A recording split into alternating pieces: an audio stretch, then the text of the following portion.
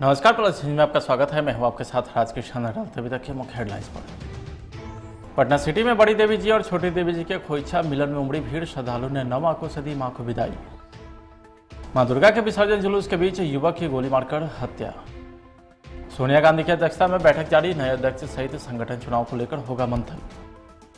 और राहुल द्रविड़ होंगे team India के अगले कोच, साल 2023 तक की मिलेगी जिम्मेवारी। अब खबरें विस्तार से। शारदीय नवरात्रि का समाप्त देर रात मां दुर्गा की विदाई के साथ संपन्न हुआ। इस मौके पर राजधानी पटना के माणूगंज स्थित बड़ी देवी जी और महाराजगंज स्थित छोटी देवी जी का विधि विधान से विसर्जन किया गया है। इनकी अंतिम झलक पाने के लिए पूरा पटना और बाहर से आए भक्त सड़क किनारे खड़े रहते हैं और 9 आंखों से मां को विदा करते हैं। इसके अलावा बड़ी देवी जी के विसर्जन के दौरान एक और परंपरा का पालन किया जाता है, वह है खोइछा मिलन का। मान्यता है कि माणूगंज स्थित बड़ी देवी जी बड़ी बहन है, जबकि महाराजगंज छोटी देवी जी छोटी बहन है। विजयदशमी के दिन पटना सिटी के बेलबड़गंज में माणूगंज देवी जी और महाराजगंज देवी जी का खोइछा मिलन समारोह होता है। यहाँ पर दोनों देवियाँ जुटती हैं, उनके खोइछा की अदला बदली होती है। यह दृश्य अत्यंत ही अलौकिक होता है और इसे देखने के लिए दूर दूर से लोग आते हैं।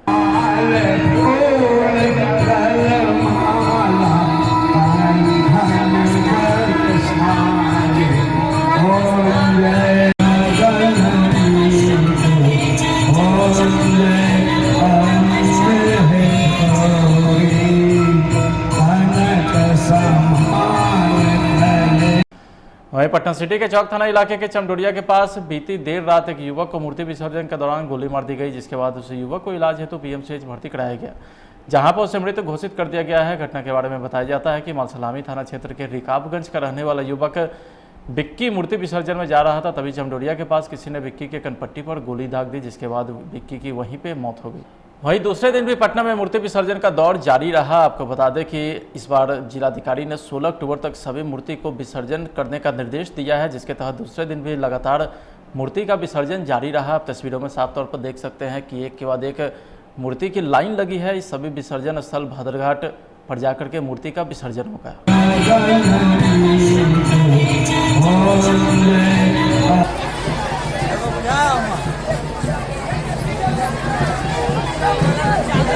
पटना सिटी के मालसलामी क्षेत्र के ऐतिहासिक माणूगंज मंडी के बड़ी देवी जी पूजा समिति में शारदीय दुर्गा पूजा के विजयदशमी पर सुहागिन महिलाओं ने सिंदूर होली खेलकर मां दुर्गा को प्रसन्न की।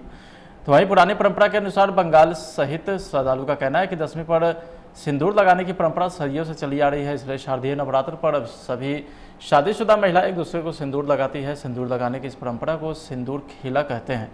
ऐसे भी मान्यता है कि जो महिलाएं सिंदूर खेला को प्रथा को निभाती है, उनका सुहाग सलामत रहता है।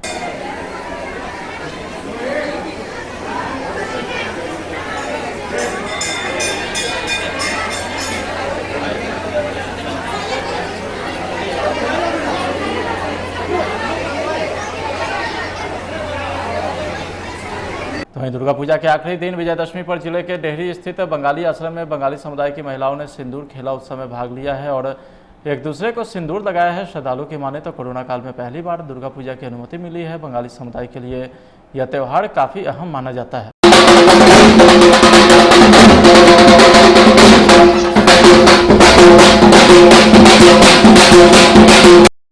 सिंदूर खेला का बहुत बड़ा महत्व है।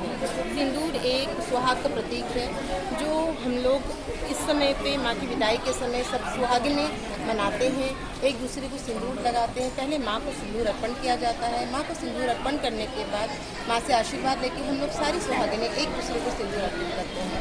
सिंदूर के साथ ये हमारे सुहाग के प्रतीक के साथ ये हमारे सारे साल इसको आशीर्वाद के रूप में माना जाता है। और जो हम लोग ने आने वाले साल में माँ को विदाई के साथ यही आगमन करते हैं कि माँ अगले साल फिर आएँ और सबकी खुशहाली लेकर आएँ।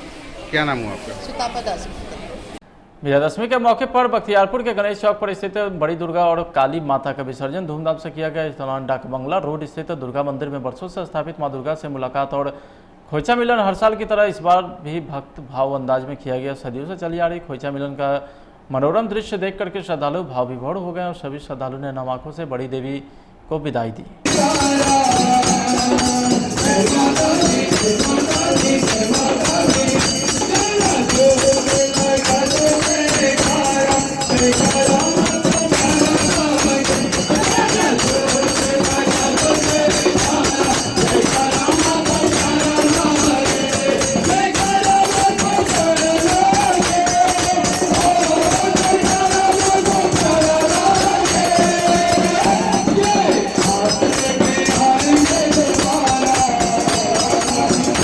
वहीं बख्तियारपुर में जाप नेता व पूर्व प्रत्याशी पुरुषोत्तम कुमार के सौजन्य से विजयदशमी के दिन रूपस महाजी गांव में रावण वध का आयोजन किया गया। रावण वध देखने पहुंचे आसपास के गांव के सैकड़ों लोगों को संबोधित करते हुए पुरुषोत्तम कुमार ने देश और राज्य की सरकार पर जमकर अपना भड़ास निकाला। उन्होंने कहा है कि देश के 90% नेता रावण से कम नहीं है, उनका भी वध होना चाहिए।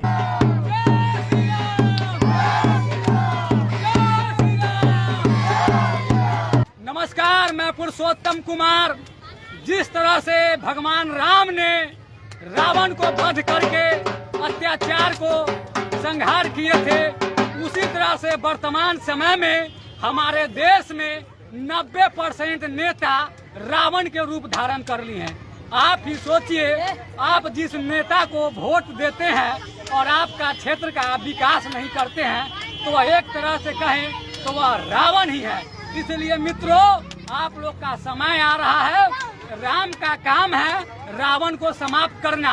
तो इस समय 90% जो नेता लोग हैं वह रावण का रूप धारण कर लिए हैं। इसलिए आप लोगों से एक निवेदन है कि अपना वोट एक ऐसे उम्मीदवार को दे कि आपका क्षेत्र का विकास करे। सीतामढ़ी में मूर्ति विसर्जन के दौरान हंगामा हुआ है। कई पुलिसकर्मी घायल हो गए हैं। मामला जिले के नानपुर थाना क्षेत्र के रायपुर गांव की है, जहां मूर्ति विसर्जन को लेकर बड़ी संख्या में जुलूस निकाली गई थी। मौके पर उपस्थित पुलिस ने रोकने और समझाने का प्रयास किया। सूत्र से मिली जानकारी के मुताबिक इसी बात को लेकर के पुलिस और जुलूस में शामिल लोगों के बीच झड़प हो गई, जिसमें 4 पुलिसकर्मी गंभीर रूप से जख्मी हो गए।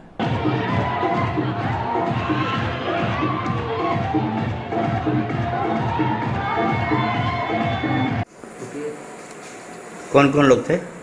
विजय कुमार राम जी देसाई हैं जी। ये इंजर्ड हो गया है, इनका सर में चोट है जी। जैसे कि वुंड है, 3-4 स्टिच पर है इनको। जी। और रेणु कुमारी का ये एसआई सिपाही नंबर 27 है जी। इनके सर पे चोट है, स्वेलिंग था। जी। और तीसरा है संतोष कुमार सिंह, जी। एएसआई है जी। इनको पाँव में चोट है, दोनों पाँव में जी। एब्रेजन है। जी। और तीसरा राजेश कुमार यादव है, चौकीदार है आपका 2/9, इनको भी पाँव में एब्रेजन है जी। दोनों पाँव में। जी। और चेस्ट में पेन है, बता रहे थे कि ईटा से लगा है जी। उनका कंप्लेन था। चेस्ट में पेन है। ये 4 लोग आए हैं तक, सबका इलाज हमने कर दिया, चले गए सब लोग। नई दिल्ली में अकबर रोड स्थित कांग्रेस कार्यालय में राष्ट्रीय कांग्रेस कार्य समिति की बैठक हुई है। बताया जा रहा है कि बैठक के मुख्य एजेंडों में कांग्रेस संगठनात्मक चुनाव, आगामी विधानसभा चुनाव, लखीमपुर खीरी हिंसा, किसान आंदोलन और महंगाई जैसे मुद्दे शामिल हैं। गौरतलब है कि बीते कुछ दिनों से पार्टी की आंतरिक हालत में काफ़ी बदलाव हुआ है। पार्टी में खींचतान लंबे समय से जारी है। जिन राज्यों में कांग्रेस शासित सरकार है, वहां भी स्थिति ठीक नहीं चल रही है। ऐसे में उम्मीद की जा रही है कि इस बैठक में एक एक कर सभी मामलों को सुलझाने की कोशिश की जाएगी। पटना साहिब गुरुद्वारा में तख्त श्री हरमंदिर जी प्रबंधक कमेटी में अब एक नया विवाद ने जन्म ले लिया है। इसे लेकर के कमेटी के सदस्य राजा सिंह सहित सेवादार समाज कल्याण समिति ने विरोध किया है। हालात इतने बिगड़ गए कि बात धक्का मुक्की और मारपीट तक पहुंच गई। इस दौरान मीडिया को भी नहीं बख्शा गया। खबर को कवर करने गए मीडिया कर्मियों के साथ सेवादारों ने अभद्र व्यवहार किया और धक्का देकर गुरुद्वारा से बाहर निकाल दिया है। गुरुद्वारा में हंगामे की सूचना मिलते ही मौके पर पहुंची चौक थाने की पुलिस ने सेवादारों को शांत कराया। सोई साहब तुसी भी आ जाओ। गल दसी कोई हक अपना मैं दस बगैर मीटिंग तो तुसी नहीं कर सकते। बगैर मीटिंग नहीं कर सकते तुसी। बगैर मीटिंग नहीं करेगा।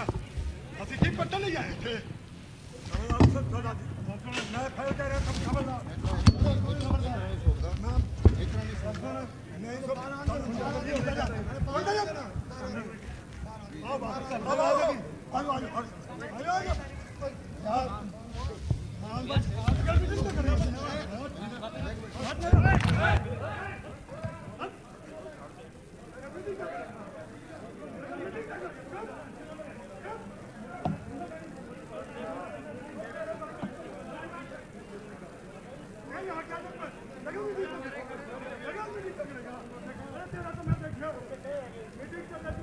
कल रात में घटना घटी है सर।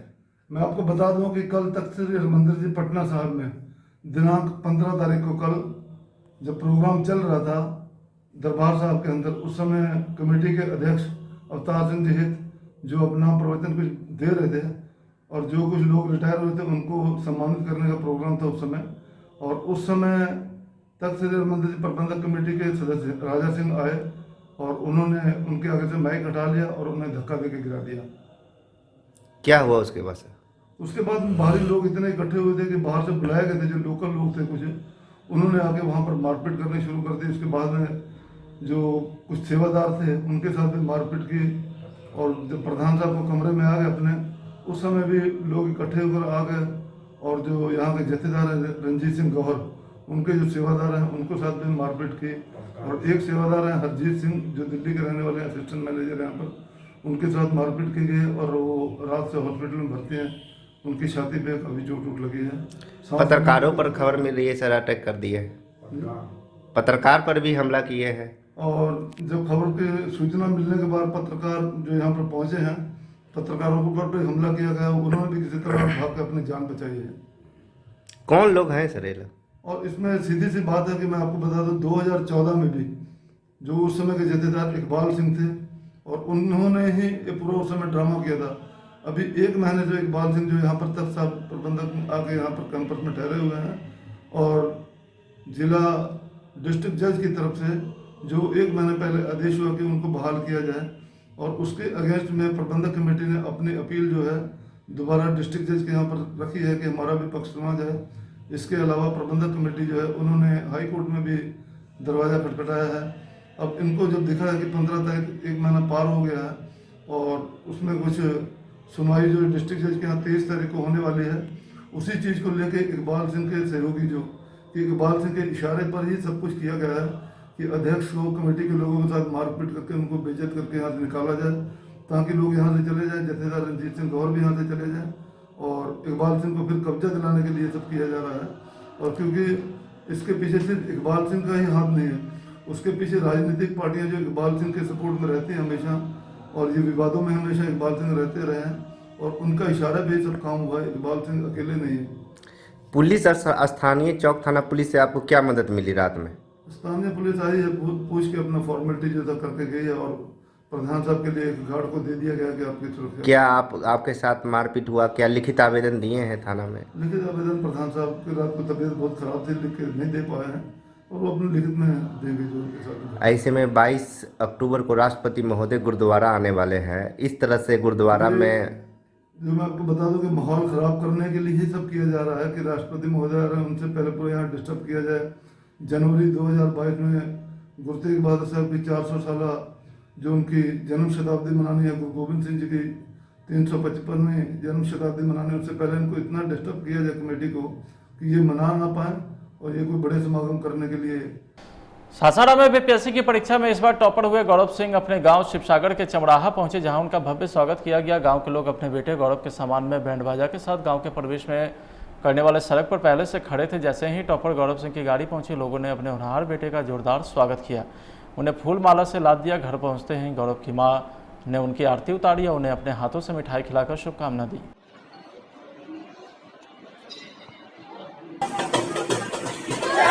ठीक है। सबसे पहले तो दशहरा की हार्दिक शुभकामनाएं, और संदेश कुछ खास नहीं है, बस आप दशहरा को एंजॉय करें और अपने सोसाइटी को आगे बढ़ाने के लिए कंट्रीब्यूशन दें। बस अभी जो लोग तैयारियां कर रहे हैं उन लोगों के लिए संदेश क्या देना चाहिए? जो लोग यूपीएससी या यूपीएससी की तैयारी कर रहे हैं, कोई आप यूपीएससी टॉपर हैं, और आप लोगों के लिए संदेश कर रहे हैं जो लोग तैयारी कर रहे हैं। देखिए, ये जो यूपीएससी या बीपीएससी की तैयारी है, थोड़ा समय लगता है, तो मैं ये कहना चाहूँगा आप पेशेंस रखें। 1-2 बार हो सकता है आप फेल हो जाएं, तो उससे सीखें फेलियर से और आगे इम्प्रूव करने की कोशिश करें। सर, जैसे कि सुनने में आया कि आपके बहुत छोटे से थे, आपके पिताजी का साया उठ गया और अपने मामा के यहाँ रहकर आप शिक्षा दीक्षा ग्रहण किए। सर, इतना लंबा सफर करने में आपको कितना कठिनाई हुआ, कैसे सफर किए सर? देखिए, मैं इसमें एक चीज़ ऐड करना चाहूँगा। जो हिंदुस्तान का जो कल्चर है सर ना, वो फैमिली बेस्ड है। तो यहाँ पे अगर पिताजी नहीं भी हैं तो आपको फैमिली का कमी शायद, मतलब बहुत ही ऐसा नहीं होगा कि आपको फैमिली की कमी का एहसास होगा। हिंदुस्तान इस मायने में बिल्कुल यूनिक है कि हमारे पास एक ऐसी फैमिली है, यहाँ तक कि अगर पापा मम्मी भी नहीं है तो आपको इस बात का एहसास नहीं होगा कि वो लोग नहीं है। तो वो उसकी वजह है हमारा जो स्ट्रॉन्ग कल्चरल ये फैमिली का जो स्ट्रक्चर चला आ रहा है वो। तो ऐसा कुछ विशेष संघर्ष नहीं करना पड़ा मुझे। तो वहीं सासाराम के कड़गहर में जंगल महाल गांव के कमपुरी टोला में एक राशन दुकानदार के द्वारा उधार का पैसा मांगने पर दुकानदार और उनके परिजन के साथ मारपीट की गई है। घायल दुकानदार और उनके परिजन जोखन चौधरी चंदन कुमार को इलाज के लिए सासाराम के सदर अस्पताल में भर्ती कराया गया है। ये मारपीट हुआ है सर दुकान में रहा, उसमें पैसा है तो मांगने पर कितने से रुपये क्या हो गया? उधारी लिया था, मांगने पर कितने से रुपये। क्या उधारी लिए थे? राशन। आपका नाम? राजू चौधरी। कौन गांव? जंगल महाल टोला। भारतीय क्रिकेट टीम से जुड़ी एक बड़ी खबर सामने आ रही है, जहां मिस्टर डिपेंडेबल और द बॉल के नाम से मशहूर पूर्व भारतीय क्रिकेटर राहुल द्रविड़ टीम इंडिया के कोच बन सकते हैं। राहुल द्रविड़ को टीम इंडिया का कोच साल 2023 तक के लिए बनाया जा सकता है। सूत्र के मुताबिक टीम इंडिया के कोच के लिए राहुल का नाम लगभग तय हो गया है। टीम इंडिया के नए कोच की नियुक्ति को लेकर के IPL फाइनल की रात BCCI के सचिव जय शाह और प्रेसिडेंट सौरव गांगुली के साथ राहुल द्रविड़ की बैठक हुई। बताया जा रहा है कि इस मीटिंग के दौरान राहुल और BCCI के पदाधिकारी ने कोच पद को लेकर काफी देर तक चर्चा की। मधुबनी जिले के खजौली प्रखंड के चतरा गबगोड़ा दक्षिण पंचायत के मुखिया पद के प्रत्याशी कविता कुमारी मैदान में किस्मत आजमा रही है। कविता देवी वर्तमान में भी मुखिया पद पर रहकर पंचायत की सेवा की है। जनता का स्नेह देखकर कविता देवी के पति प्रदीप कुमार यादव भी जिला पार्षद पद पर अपनी उम्मीदवारी दिए हैं। चुनाव की तैयारी को लेकर के ये क्या कुछ कहते हैं, सुनिए। PCC सड़क या पक्की सड़क नहीं बना हुआ था। आज के डेट में सर कहीं कुछ गली छूटा हुआ है, लेकिन सर आप घूम कर देख सकते हैं, समाज से पूछ सकते हैं कि गली गली में सर PCC है। बिजली एक भी वार्ड में सर, एक वार्ड में सिर्फ बिजली था सर, उसके बाद कहीं बिजली नहीं था। लेकिन बिजली सर हम प्रत्येक घर को दिए हैं, चाहे उसके लिए हमको जितना मेहनत करना पड़ा है। और सर नल जल का योजना जो है चल रहा है वो तो बताइए दिए हैं सर।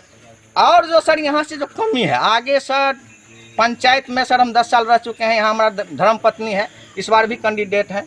लेकिन हम जो सर अपना अनुभव देख रहे हैं, अपना एहसास देख रहे हैं कि जब हम समाज सेवा में आए हैं तो हम माता पिता को सर भी बोल कर आए हैं कि आप माता पिता आप हमको जन्म दिए हैं, लेकिन क्या कहते हैं धर्म का माता पिता हमारा समाज है। अगर हम समाज हमको पसंद कर रहा है तो हम समाज के लिए अपना काम करेंगे, अपना वो हमारा कर्तव्य है, उसके लिए हम पीछे नहीं हटेंगे। हम भी सर मन बना लिए हैं कि जो भी काम बाधित है पंचायत में, जिनको किसी को घर नहीं दिला रहे हैं, राशन कार्ड में समस्या है कि राशन कार्ड तो लगभग बनाकर सबके पास आ गया है सर, लेकिन घर में अगर 5 सदस्य है तो नाम है राशन कार्ड में 2 ही का। वो 2 सदस्य और कैसे जुड़े, इसके लिए खजौली लोग दौड़ रहा है, मधुबनी दौड़ रहा है। लेकिन हम माननीय मुख्यमंत्री जी से आग्रह कर रहे हैं कि खजौली मधुबनी मत दौड़ाइए इसको। इन लोगों को जो आपका जन वितरण प्रणाली है उनको कहिए जो राशन कार्ड में जो उनके परिवार का आदमी छूटा हो उनको वहाँ आधार लेकर वहाँ लिंक कर दे। कहीं जाने का कोई जरूरत नहीं है सर, जो हमको समझ में आ रहा है। जनता भी क्या कहते हैं उनको बैठे बैठे लाभ मिल रहा है, कोई दिक्कत नहीं, कहीं नहीं जाएगा। विकास के आधार पर हम लोग मतदान करने जा रहे हैं।